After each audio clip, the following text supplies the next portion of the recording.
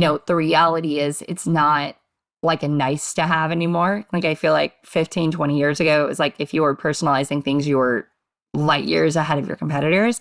Now it's the cost of entry. Almost 75% of customers in a recent McKinsey study said that they expect personalized interactions from every single vendor that they pay. Whether it's a small business or a big business, they expect to be treated in a personalized manner. And that's going to continue to go up.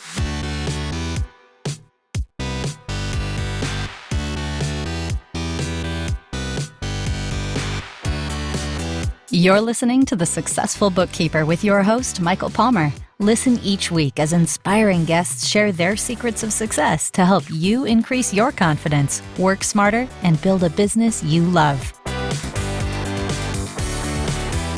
This episode of The Successful Bookkeeper is brought to you by PureBookkeeping.com, the proven system to grow your bookkeeping business.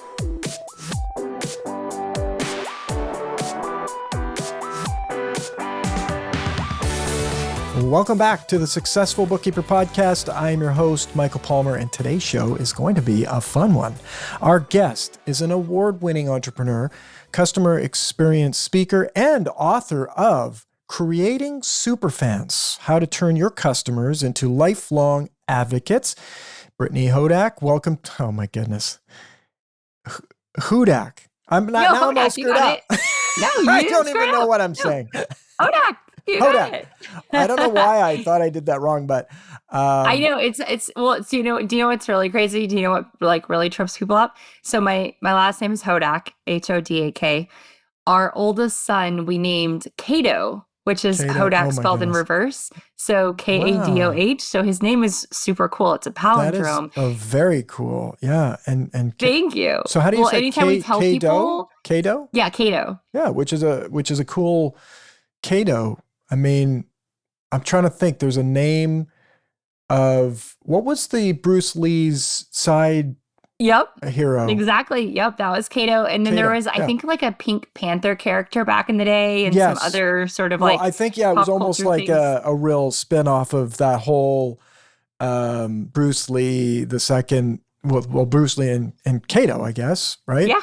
And then, Pink Panther with Peter Sellers had his little side, and he was a martial artist as well. Anyways, I digress. So that's very cool. So, well, once we tell people that though, like Kato just turned 6 and he's forever being called Coda because people, once they are like, oh, it's flipped, they'll just mess up the O and the A. Yeah, and I was going to say. So he's I'm constantly being called Coda and he's like, my name's Kato. And I'm like, don't get so mad, buddy. It's okay. Hodak, So vowels, man, they're tricky. Hodak. Yeah, there you go. So, Brittany Hodak. Well, thank you for having me here, Michael. I'm delighted to be on the show. Yes. Well, that's fantastic. And I am glad to have you. I'm excited about the episode because turning customers into lifelong advocates. I know our listener right now is saying, get into it, Michael. We want to hear more about this. So before we do get into that, please tell us a little bit about yourself, your career journey leading up to this point. How did you get to be doing what you're doing? Well, I grew up working in the music industry. I got my first job as a radio station mascot when I was 16. I thought that was the coolest job in the world. I had the very good fortune that my maiden name was Jones. And one day my manager came into work and was like, I keep seeing ads on TV for this Bridget Jones diary. We have a Brittany Jones. We should do something and call it Brittany Jones Diary. And I said, well, you're always talking about trying to get more people to go on the website. What if I just interviewed all the bands that came to town? And, that was my diary. And he said, oh yeah, like that other movie, that Almost Famous movie, that's starting to get some Oscar buzz. We should do that. Just make a list of all the bands you want to see and we'll set everything up with the labels. And I was like, wait, what? So as a 17-year-old at the time, it became my job to hang out with rock stars and brag about it on the internet. Like that was literally what I was getting paid to do as a high schooler, which ruined, any chance of me ever getting a real job. But also sort of put me down this path to become really fascinated by the idea of fandom. Why some artists had these huge followings, or they would have a song that would just blow up and, become the biggest band in the world, while there were these other bands, arguably with, more talent or better songs or a bigger marketing spend from the label or more success at radio, that didn't get famous.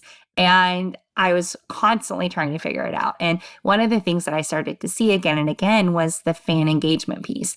The artists that cared the most about their fans, that did the most things to engage their fans, to involve them in what they were doing, were the ones who were keeping those fans and then multiplying them as, months would go by. They would come back and play 6 months later in the same city, and there'd be 800 people at the show instead of 400 people at the show because everybody brought a friend. And then the next time they played, there'd be 2,000 people at the show, and then 6,000 people. And, this was all before social media.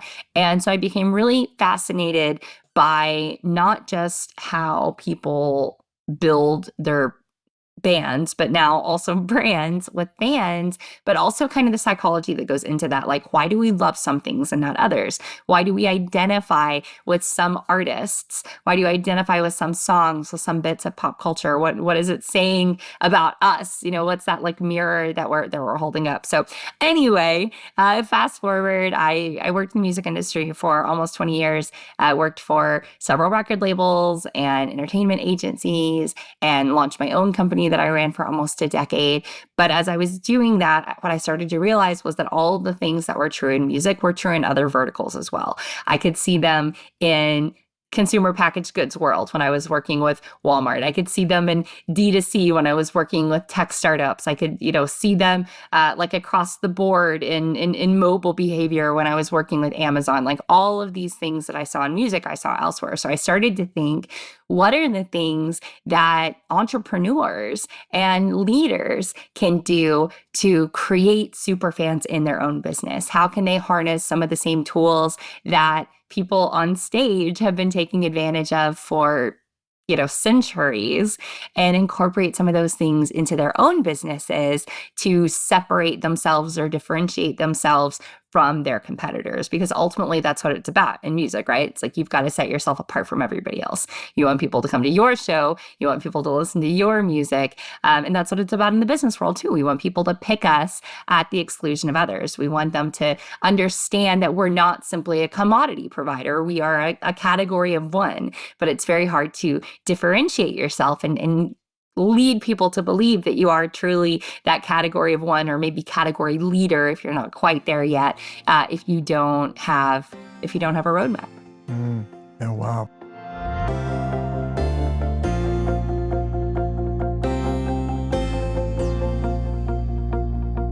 There is a lot here. The learnings. I know. I'm like, let me just give you a lot to unpack. Yeah, the learnings that you had along the way. I mean, it's a whole episode just to talk about the figuring out what does create the superfans. I mean, let's maybe talk a little bit about that from a business perspective. And our listener is a bookkeeping business owner or aspiring to be one. And they're going to want to have superfans. And definitely when you look at what happens to a band that gets that right, the trajectory is remarkable versus some, working hard. They're all working hard out there, slugging away, but some actually get to the place where it's like a really successful career.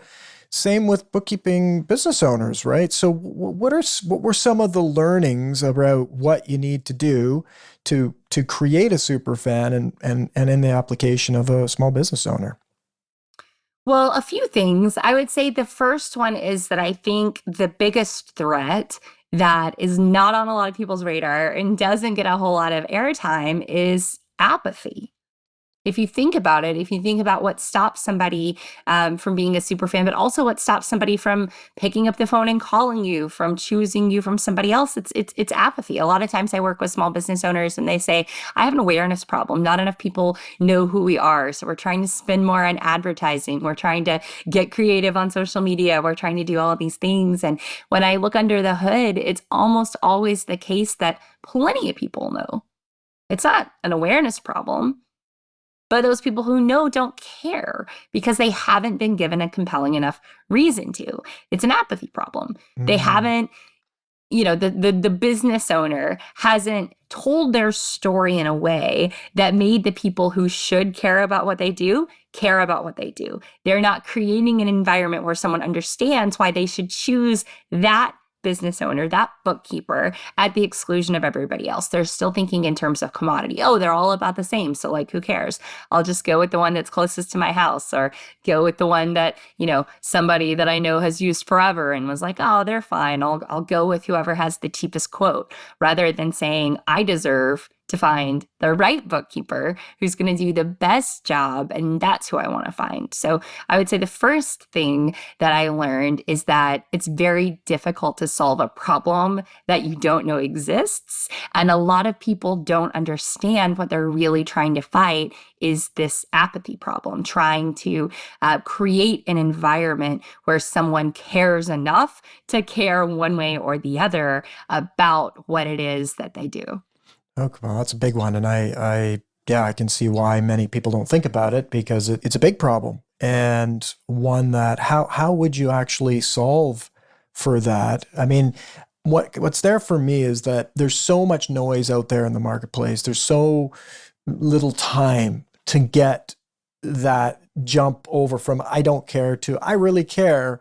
How does a small business get a message that actually can go and make that actually happen? Well, I always say that superfans are created at the intersection of your story and every customer's story. Super fandom is a two-way street. You've got to love your customers if you want them to love you back and refer you to their friends and become that enthusiastic advocate. So the first step in overpowering apathy is really asking yourself, why should anyone care? Like, why do I deserve super fans? And, we can get into, in my book that came out earlier this year, I present a framework that's a five-part framework that people can follow start to finish. And, we can dive into that a little bit if you want to, but please tell me you have an Audible book. I do. I absolutely do. Yay! Yes, you can get Creating Superfans on Audible. I narrate it myself. Beautiful. Man, that was tough. Have you ever narrated? I started to try. I tried to do it, and the fellow that does the podcast production, the audio, and all that stuff, he does a fantastic job. I read a bunch of chapters and sent it over, and he's like, "Why do you sound so flat?"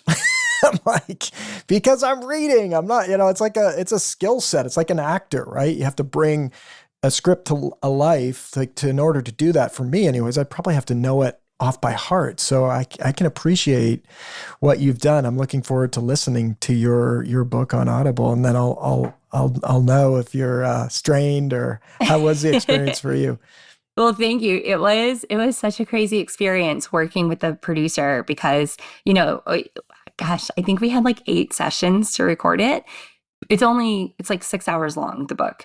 But and we you did that in 8 sessions. Oh my goodness. So much time on it. Yeah, but it was like 8 or maybe 9 2-hour sessions. Wow. But then there were like a couple times where I would get there and I would talk, and he was like, "No, we can't do it today. Like you don't sound like you sound like you're getting sick. Like we can't do it. You don't sound like you sounded last time." Or I would start reading and he would be like, "No, I need your energy like 20% higher." And then he'd like play what I did before. At one point he was like, "Oh, I can hear your stomach growling. Like go eat something and come back." And I'm like, "I didn't even hear my stomach growl." And he was like, "Well, I did. The mic picked it up. Like magical. You got to take a break." Like it is just bananas because you're right. You think it's easy. You think like, oh, of course I can do it. Like I have a podcast, but it is a totally different use of your voice. That's right. Well, excited. I always love when I'm excited, because when you started giving us some of the tips, I was like, oh, I hope this is in the book, because this is a really exciting opportunity for our listener, and definitely I'm interested in it as well, because we want super fans of the podcast and our businesses and whatnot. So everybody should want super fans, right? And one of the things that makes this, I believe, so timely, especially for somebody running a bookkeeper business, I feel like we all grew up with this idea of there were products and services, and like that was it. Like there were product businesses, there were service businesses, but that's not true anymore. The world we live in today, everything is an experience business. You think about the people that you do business with, whether it's a professional service provider that you love, or even a restaurant, or a dog walker. You think about the totality of the experience, not just the service. Like, how easy is it to schedule time with them? How simple is it to know where their office is and drive there? Like, is it comfortable, or is it in an uncomfortable space? Like, what is their email candor like? How are they communicating? How responsive are they? There's so many things that go into it. So we really truly are living in an experience economy, and so many people still have a service economy mindset. And that's part of it, but service alone is not enough to create superfans, because service and products have long since blurred together with everything else. So the very first step to answer your original question of what somebody needs to do is to ask themselves, why me? Like, why should someone be a super fan of me? What is my uniqueness? How can I differentiate myself? Like, what would I say to somebody? I am the best in the world at this, or I'm going to try the hardest at this, or my superpower is doing this. And how does that set you apart from everyone else who's competing for the same business you're competing for? Because, I think truly part of the idea of creating superfans and embracing this idea of super fandom is you need to have an abundance mindset. You need to realize that there is enough business out there for everyone, and you want to attract not any business, but the right business. You want to have the right customers who are the right fit for you. So getting clarity on what you are the best in the world at, and what type of customers you are best positioned to serve, so that you can start to tell that story and attract those ideal customers to your company. Wow.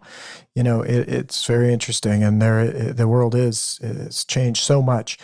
And so creating this, and I can see that you're really asking that question of yourself: why should someone care? What am I going to do that's going to be so much different than anyone else? And then that's something that we can start to communicate to others. So you mentioned the 5, a framework. Is the framework in the book to help someone start to unpack this for their own business? It is. So the framework, I wanted to create something that would encapsulate all of the most important parts of experience, but also be useful, something that would be simple to remember, simple to measure, simple to share with your team. So the model is called the super model. And super, SUPER, is an acronym. And the thought behind it, other than, the 20 years of research that I've done, is if you want to turn your customers into super fans, being good is not going to cut it. You've got to be super. So I wanted to create a framework that people would think about every time they heard the word super, whether it's the Super Bowl or, a super pretzel, like whatever it is, as a reminder that, yeah, I can be super, and I have to be super if I want to earn referrals, if I want to have that repeat business, people who love me and are coming back time and time again. So you ready for it? You ready for the super model? Oh, yeah. Okay. S, start with your story. And when I say start with your story, I don't mean lead with your story. Like, you should be out there telling your story to everybody all the time. It's what we were talking about before. If you aren't able to clearly differentiate yourself, then the obvious conclusion that your prospects and maybe even your customers come to is, well, you must not really be that different from anybody else. And when that's the case, when they don't understand how your business is different from your competitors, you begin to get back into that commodity space where you're competing to be the lowest price or be the fastest or make concessions that you otherwise wouldn't want to make, because everybody's like, oh, well, it's all about the same. Like, as a bookkeeper, that's fine. I'll just go with whoever gave me the cheapest quote or go with whoever answered the phone first. But that's not the world you want to live in. You don't want to be in the commodity space, because you're not a commodity. You're a category of one. You've just got to be able to tell people. So being able to answer the question of, what is your superpower? Why does your business exist? And how can you help your customers be more successful? And the answer is going to be different for everybody. Like, if you ask 100 bookkeepers or 100 bookkeeping business CEOs, what's unique about you? You're going to get a bunch of different answers. And that's fantastic, because you should never try to win on something that doesn't feel authentic to what you're excited about, where your strengths are, who you are. So, maybe you have a business where everything is like super turnkey and very automated. You're really leaning in on technology. That's going to appeal to a huge section of potential customers. But there's also going to be some customers that are like, wait, I can't bring you in a shoebox of receipts and 15 reams of paper to check my books. I don't know. We're not going to be a good fit. So getting clarity on your story, your uniqueness, what it is that you have to offer. And then that story can serve as your North Star when you make decisions about your marketing and your growth. Mm.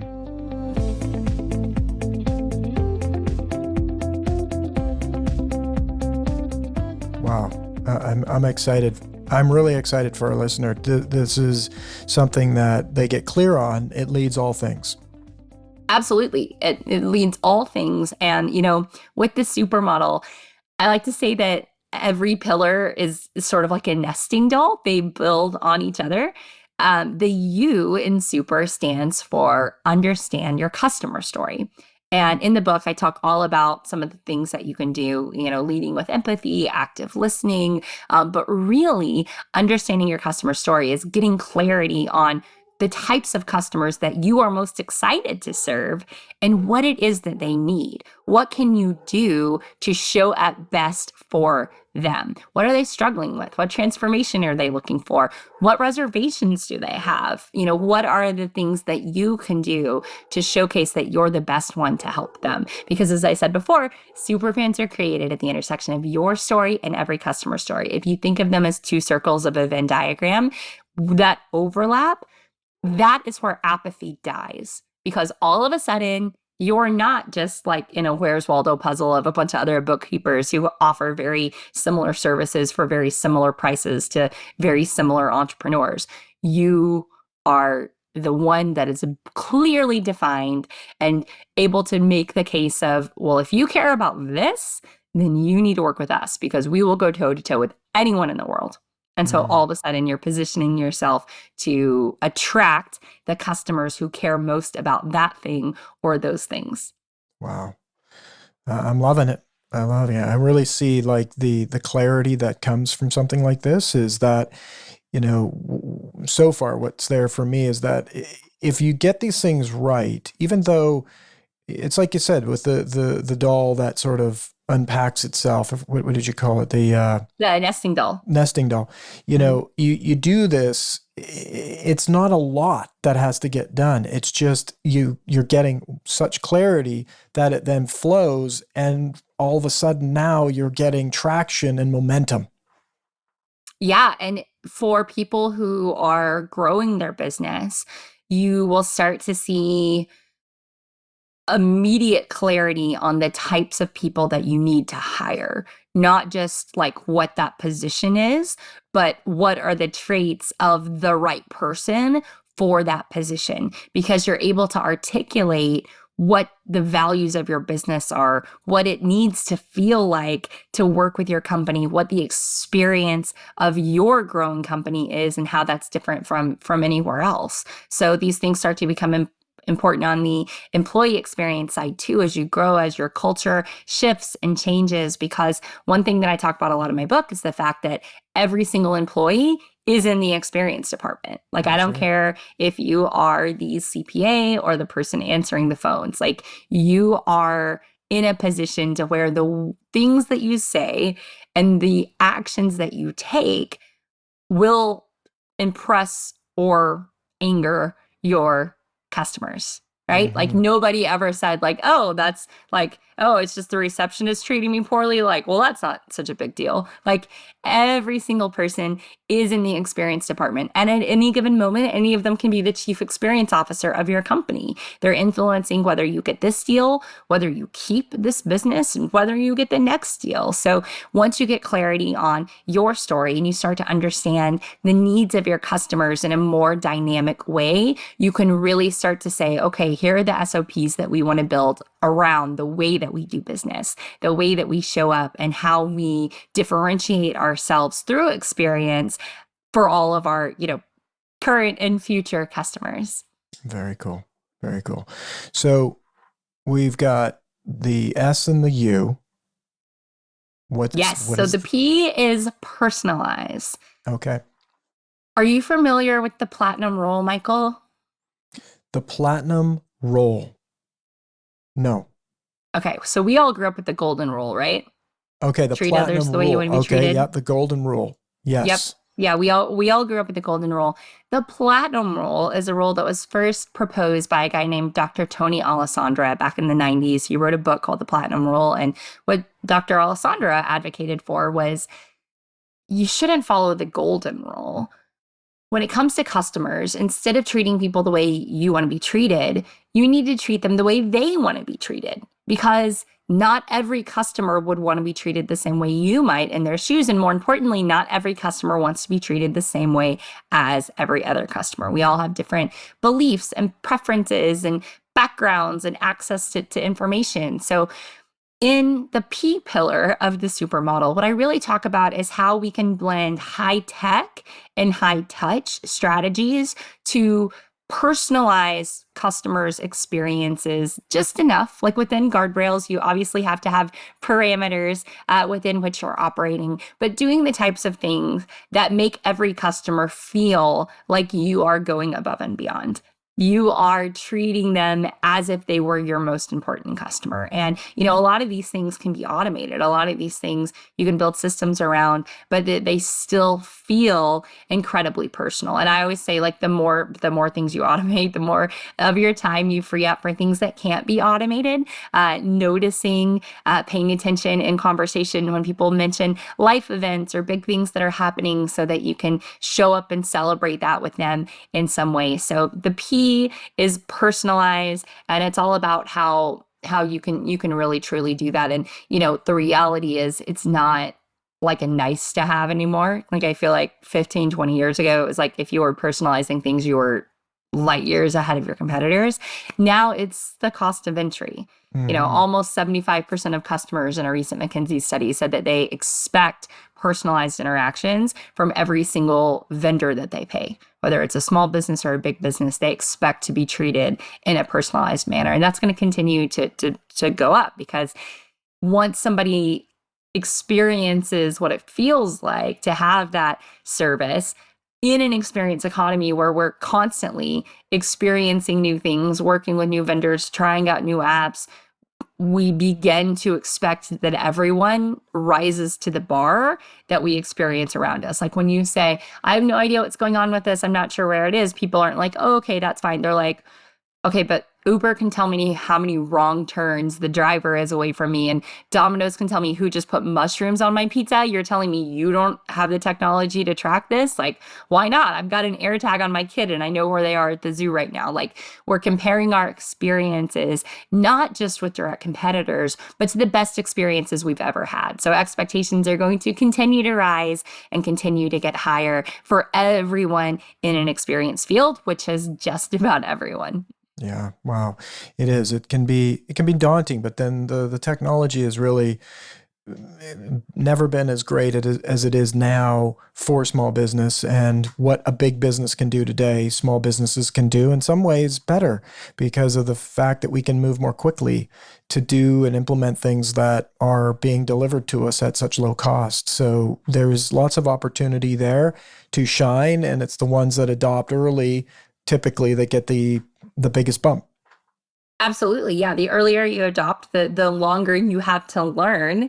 You're sort of lengthening that distance or stretching that gap between your competitors. That's right. That's right. And I get the sense that a lot of people aren't going to do what we're talking about today. So the ones that do are the ones that are going to shine. And that's always going to be like, there's every band out there that you were working with or watching, sorry. They all had the access to all the same things. They could have done the same things. Certainly, maybe other people knew more about what to do, but I'm sure there was a lot that knew that they should do, but did not do. And like anything, the ones that do get the results. Yeah, exactly. And I mean, you look at Taylor Swift, she's, the biggest star on the planet right now. She's shifting the economy, right? Like all the articles that have come out with her Era Tour, she's like well past $1 billion in revenue on the tour at this point. But the amount of money that she has brought into these cities that she's played in is absolutely insane. And I've had the privilege of working with Taylor on a few projects. The first time I met Taylor, she was 17 years old. And she had just won her first ever award. It was for the CMT Music Awards, a music video called Teardrops on My Guitar, one like breakthrough artist video or something like that. And I was sitting a couple of rows behind her at the show, and I was, I don't know, like 22 at the time. I think I had just started working at a record label, and at the party after the show, I was talking to her because she was there with an artist whose label I'd interned at in college. So I knew him from doing events together, and the three of us were kind of talking. And at the time, Taylor was using MySpace to connect with fans. MySpace was the biggest music discovery site on the internet, which it's like the Wayback Machine, right? Like remembering those days. But she was using it not like most artists. She was using it like a teenager. Like she was, being very social. She was going and like, internet sleuthing, looking at people, finding people who followed bands that she thought would maybe like her because of who they were into, and sending them messages and, talking about their days and asking them questions. And at the time I asked, like, whose strategy is this? Like, is this like some mastermind thing from the label or your management team? Like, is this you? Or are you just, leaning into what feels right? And she said, I want to sell 1 million copies of this record. And I know that if I'm going to sell 1 million copies, I have to make 1 million people care enough about me to spend $10 on my CD. And they're not going to do that. They're not going to go to iTunes and spend $10 and download my music unless they care about me. So I want to show them that I care about them. Like, I want to get to know my fans. I want to get to know the people who I think should be my fans. And so all of the time that she was spending, like having pizza parties before her show, spending hours waiting after a show, signing autographs, meeting, hugging, talking to every single fan, she was laying the groundwork for what has become, the most impressive career in the history of recorded music, I would say. And that's because she knew that if she wanted to turn people into super fans, she had to first care about them so that they would care about her, and then by extension, her music. Wow. Amazing.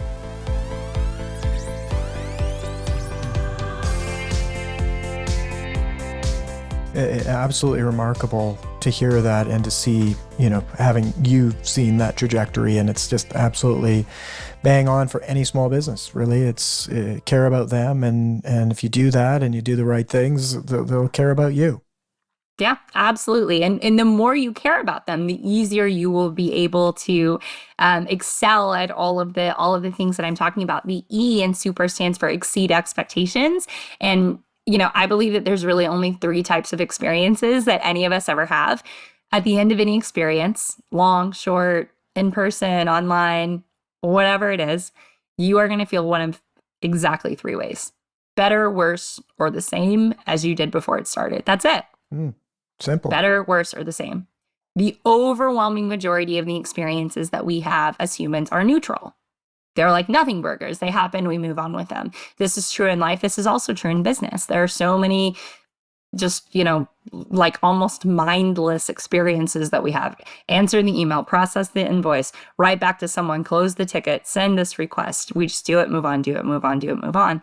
But when you bring intentionality to the experience of your customers, when you look for moments that you can elevate from just an ordinary neutral experience into a positive one that they're going to remember, one that feels different or special. Not only are you, quite literally making the world a better place by making people feel better, but you're separating yourself, you're differentiating it. I mean, we all have those people, friends or family that, like, when we see their name on our phone, we're like, ugh, and we don't even want to pick up because we know that it's going to be a hassle or a headache because they always like suck the energy.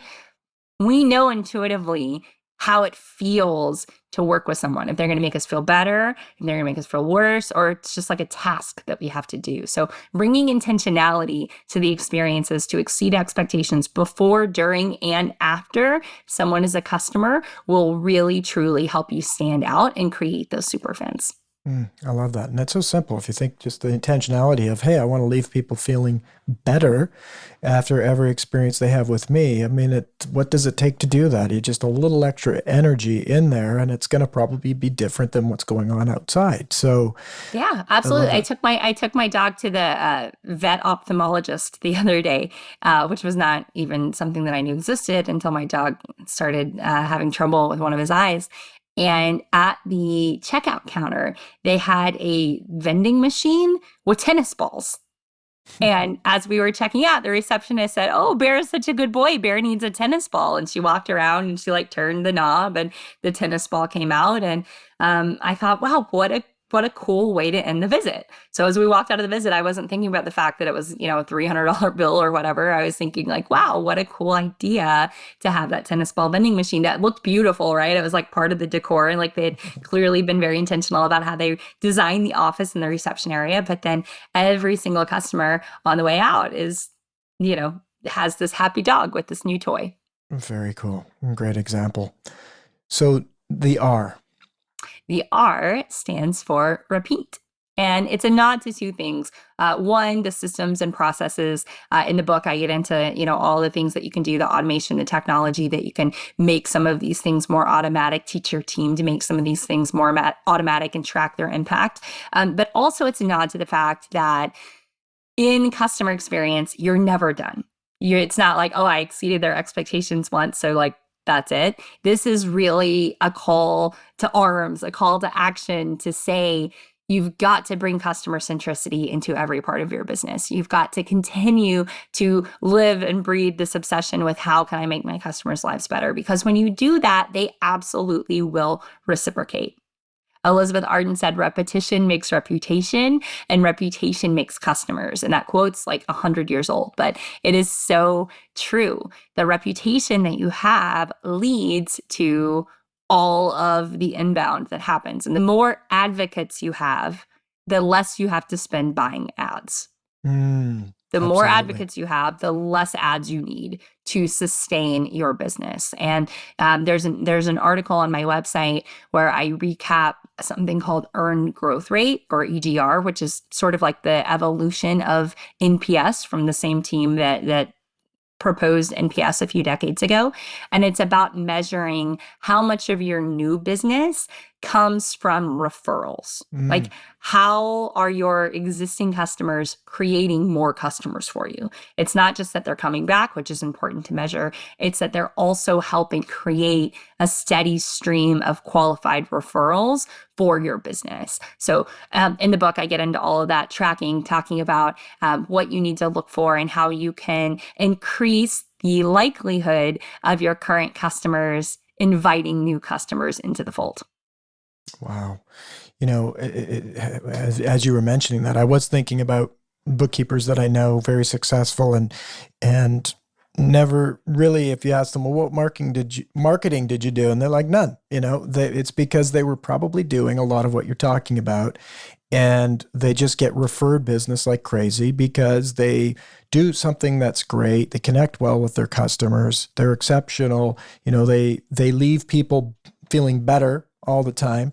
And when you do that, people want to refer stuff like that. They want to continue to do business with you. So the retention of customers is high, but they also want to, it's like, wow, they're probably going to only share it with people that they really care about because they want to make sure that you're taken care of as well. So they get really great referrals. So yeah, there's a lot of social cachet to that, of what you get as the referrer when a friend or colleague or someone you care about is now happy with this referral you've made. You feel like, oh, I'm like a matchmaker. I made this happen.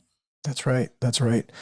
It's absolutely remarkable, your background. I mean, I've had to hold back now asking questions about the experience working with bands. And I think it's such a great analogy to work with. Like, you think of people out there doing the good work and you see there's so many examples of bands out there, but this has been remarkable. I'd love to know, I mean, you did share about Taylor Swift, and I really wanted to hear one of those stories where it's direct correlation to business. And I think the Taylor Swift example does it great because they did it so well. I'd love to, though, on the other side of that, know what band was great, but just could not make it happen. Any experiences like that? Oh, so many artists. And here's the thing, most of them you've never heard of. Like, I could give you tons of names and you'd be like, who's that? Nobody. Exactly. Yeah. Exactly. Like, that's a band that Interscope spent $1 million to sign and then dropped because, like, they were jerks and nobody wanted to be around them. Wow. Wow. So really at that point, it can be something just so simple as that they're just not nice people. And it doesn't matter how good your music is. If you're not a nice person, you know, that's going to flow out into your fans, into the listeners, your customers. And so it's hard to help people that are just not nice people. Maybe they should just go find another job, I guess. It really is. And, I used to live in New York, and there was this pizzeria on the Upper East Side where we lived. And the guy who owned the store was so mean. Like, I always would have my husband call because the guy was so mean. His wife was even more mean than he was. And the restaurant, like, sometimes I would call and say, like, hey, can I get a pie delivered to 88th in New York? And he'd be like, no, and hang up the phone. Like, if they were busy, like, they would just like slam the phone down. Wow.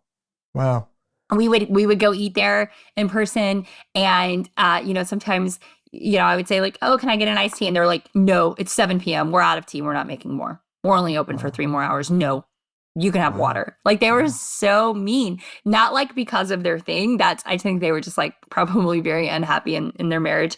The pizza was so good, but after a few times we were like, okay, we want to get pizza without getting like yelled at.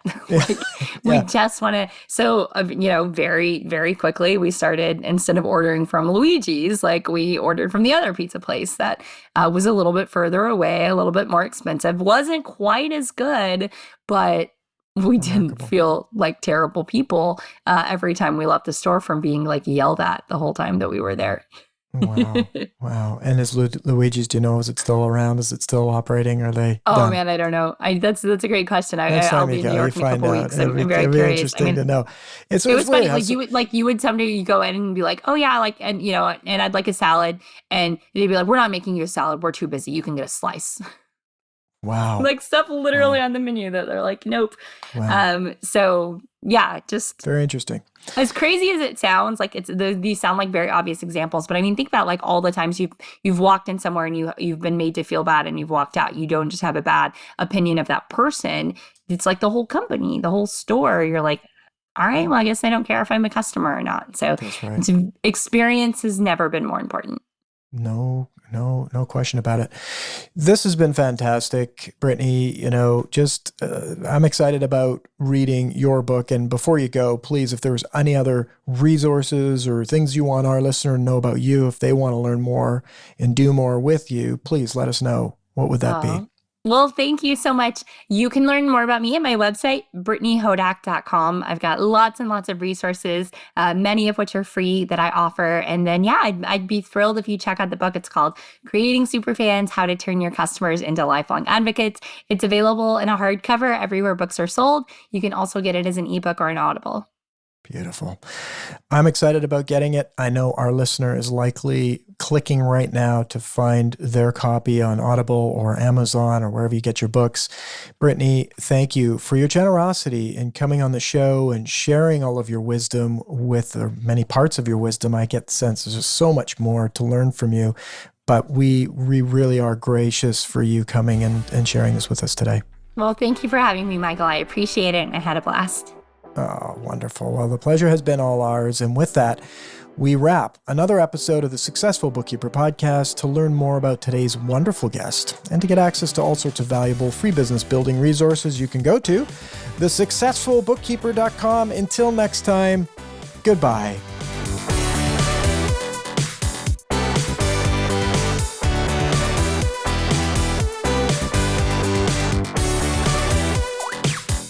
You've been listening to The Successful Bookkeeper with Michael Palmer. For more information and to download the resources mentioned in this episode, please visit us at thesuccessfulbookkeeper.com. Thank you for listening.